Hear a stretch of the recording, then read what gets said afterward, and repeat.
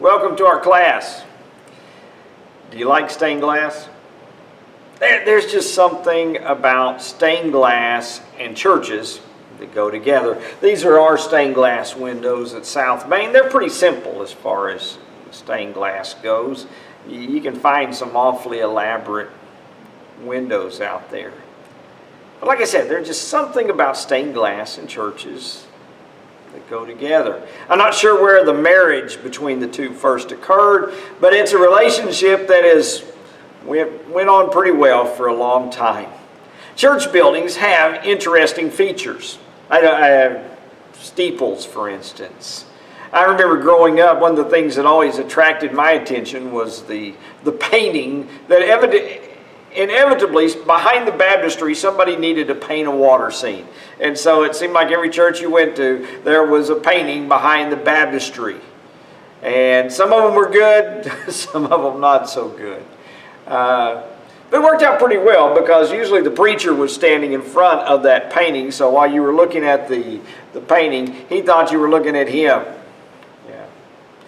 That was just life. I remember in one building where somebody had left the crawl space to the attic. They'd left a little cover off, and I remember as a kid sitting there trying not to look at that cover. I knew I was supposed to be paying attention, but I just couldn't do it. What in the world is that doing open? A little OCD coming out, I guess. Some people would be surprised to know that you can have a church without stained glass, or steeples, or pews. In fact, as we've been studying, you're finding out now you can have a church without a building at all. We've been talking about what is the church, what makes up the church. And we've talked about that it's the people. It's the community. It's the relationship of the people. That's what makes up a church. That's what identifies the church. We want to make a slight pivot in this lesson and consider what it is that churches do. What is it that churches actually do? Recently, there's been a lot of uproar over churches and religion. Been a lot of it connected with the vaccination rates for COVID and those sort of things. One celebrity lamented that if churches weren't out there pushing people to get vaccinated, what good were they? Interesting question. And then it showed an interesting perspective on the church. Another fellow asked me, what is it that your church is doing about racism? He wanted to know what we had on the plans and what we were doing, what we'd been doing. I don't think my answer satisfied him very much. I'm sure he was looking for a letter-writing campaign, some tirade of sermons, or organizing a local march, political stuff like that. I told him that we were doing about racism what we had always been doing about racism, and that is that we were teaching one another that racism is sin. We were reminding them, the Bible said that racism is sin. Don't do it. We were teaching our kids not to do it. We were encouraging one another to not do it. And if at some point we slipped up and found ourselves being racist, because we live in a fairly racist society, if we slipped up, we would confess it to God and repent and try again. That's what we were doing. Oh, so you're not really doing anything, he replied. I couldn't get him to understand that we were doing the most foundational thing.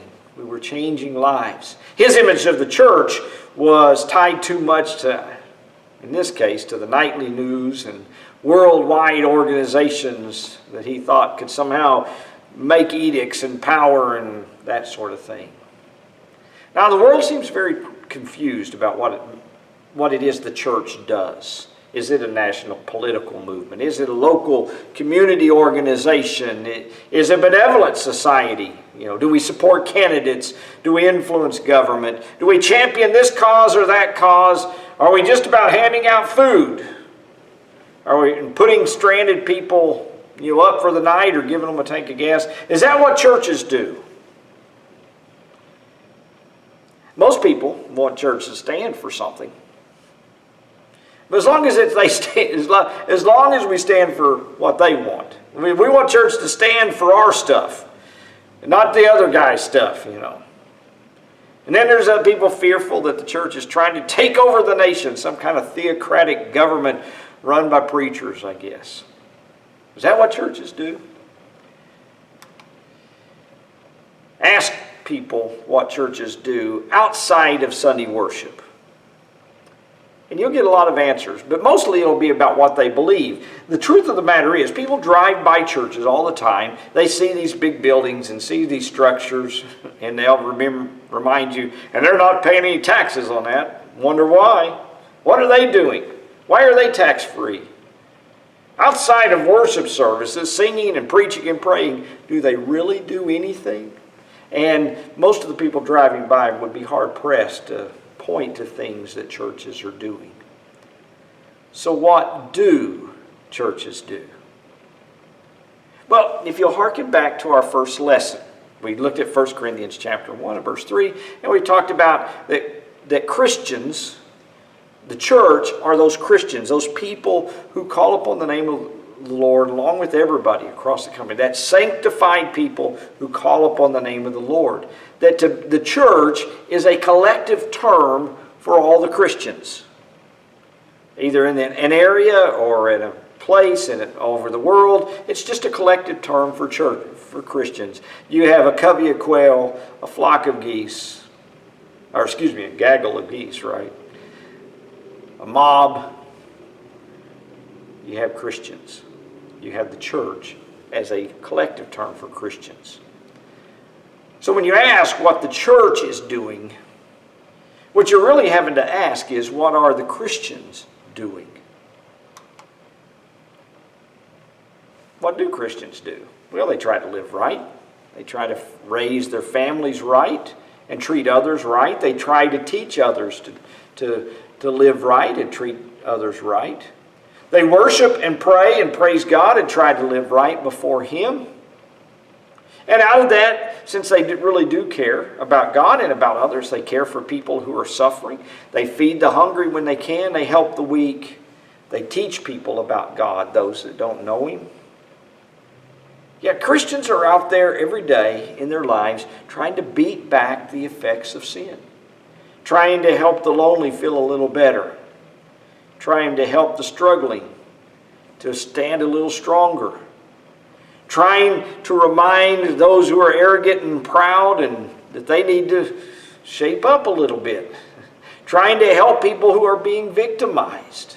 That's what Christians are doing. So when you ask what the church is doing, well, the church is doing what Christians are doing. The difference is we're doing it together. The biblical term is koinonia, fellowship or sharing. To be a church is to have fellowship, to have this koinonia, this sharing. Most of the time in Scriptures, it's about pulling resources, sharing life. Philemon chapter 1, I guess. Philemon verse 4, he talks about that Paul says in his work that he and the brethren at Ephesus had pulled resources. They had fellowshiped. See, the church is out in the world. It's those Christians who are working in the world like leaven and dough, through the dough. A favorite metaphor in the Bible is salt. Salt was used to preserve things. And so you'd rub things with salt. You'd spread the salt all around it to help preserve it. And God sends His people out to be salt in the world, to preserve it, to be light in the darkness, so that people who see the power of their life know a little bit more about how to live. That's the church doing that. As Christians are doing it, the church is doing it. And we do it together because we need it to have strength. In Acts chapter 2, on the day of Pentecost, the festival of Pentecost, which is called the day the church began, because it was when Peter preached the first sermon about Jesus and what He had done. 3,000 people were baptized, and then it says in verse 42 that they devoted themselves to the apostles' doctrine, to the breaking of bread, to praying, and to fellowship. In other words, those people who became Christians began to learn from the apostles, break bread together, pray, and to fellowship. And all of those are community terms, really. You learn, in that case, they were sitting down with the apostles, so that's a community event. Breaking bread together is about the Lord's Supper. We'll talk about that in a future lecture. Praying, this is the praying that's done together, and to fellowship. That's the sharing of things. Later on, they talk about how they were giving and to each other and taking care of each other's needs. That's this fellowship. Now, is the only time they prayed when they were together? No, they prayed all the time. Did they learn only when they're together? No, they learned all the time. Did they take care of other people only when they were together? No, they did it all the time. They were praying and learning and worshiping and serving people. They did that stuff every day. But in the church, they did it not as just as individuals, but they did it together. They're doing it with the apostles and in the temple, but in their homes and in their daily lives as well. See, since the church is a collective term for Christians, then when Christians do something, that's the church doing it. And also, the church is by its very nature, it's Christians doing what God calls Christians to do. And in the church, sometimes we get to do it together. And that's the church doing it. Talking about quintessential church things, stained glass, steeples, baptistries, that sort of thing. What about potluck dinners?